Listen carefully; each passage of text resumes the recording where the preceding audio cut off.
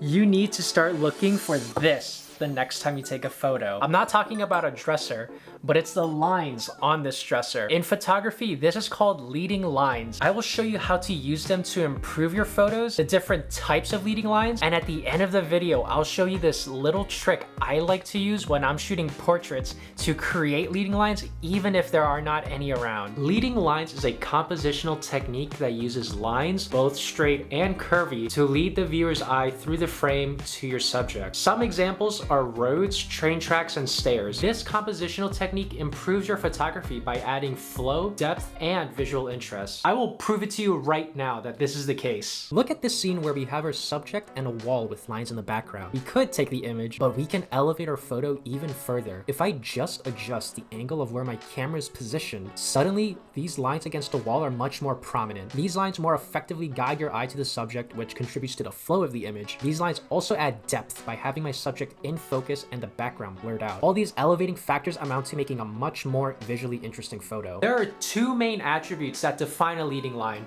The first being focal point and the second being direction. The focal point of the image is where the viewer's eye should rest. Usually that will be your subject. Direction is pretty self-explanatory. Your line should be in the direction you want the viewer's eye to flow. Your line must progress the image in some way by taking the viewer through the entire frame of the image or taking the viewer to a subject. This next segment will change the way you look at the world because I will be breaking down the different types of lines you should be looking out for. Some are not as obvious as you may think. The first variation are straight lines. Pretty simple. We have horizontal and vertical lines. These lines convey a sense of strength, order, and stability. These lines are very easy to find out in the real world. It could be a building, column, trees, bridges. As you can guess, all of these also convey a sense of strength, stability, and order. And they kind of have to, because if they fall apart, people will die. A neat trick you can try the next time it rains is you can create a line from the lines on the wet ground via using a longer focal length. The next variation I have for you are curvy lines. Typically, these are roads and rivers, and you can find them in either an S or a Z shape. These lines convey a sense of fluidity and progress as your eye moves throughout the frame. An important tip I have when shooting bodies of water is that sometimes it's better to use a slower shutter speed to further emphasize the line. Sometimes if the shutter speed is too fast, the water will freeze and it won't really emphasize the line. Diagonal lines create a sense of movement and progression. It is best used when you want to bring your viewer's eye through the entire frame, either from left to right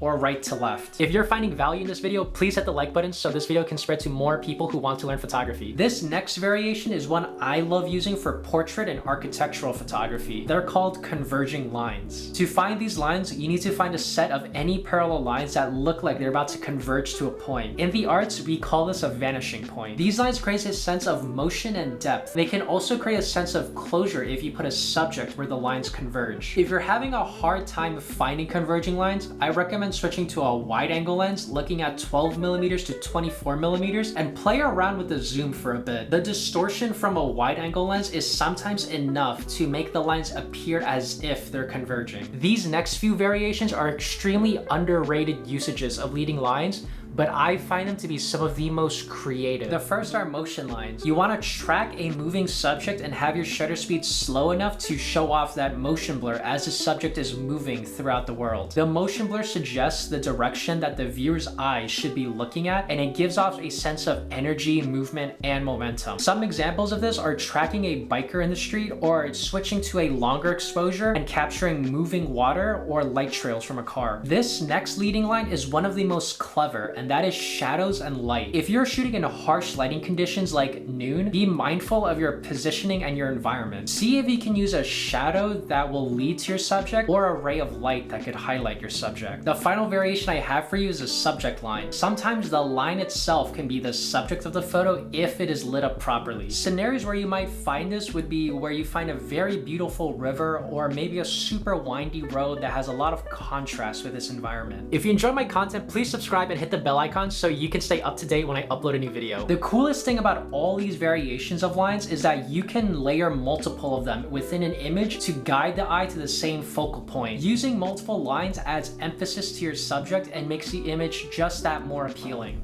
Personally, here's what goes through my head when I step onto a scene and I'm planning to use a leading line composition. First, I'll identify all lines in the scene, such as roads, buildings, telephone poles, etc. Second, I'll identify a subject I want my line to lead to. Leading lines are most effective when they lead to a subject because the payoff of the line is what makes the photo so satisfying. Without a focal point, the photo can feel unfinished. Third, I'll take into account the line's direction. A leading line is not effective if it doesn't guide the eye in the correct direction. Then I'll experiment with different angles. Certain angles make more optimal usage of the line, just like the example at the beginning of the video. Lastly, I'll experiment with the depth of field by picking which areas of the image to blur out to create depth. Now let's say you're at the scene shooting a portrait, and before you call me a fraud, I already beat you to the punch.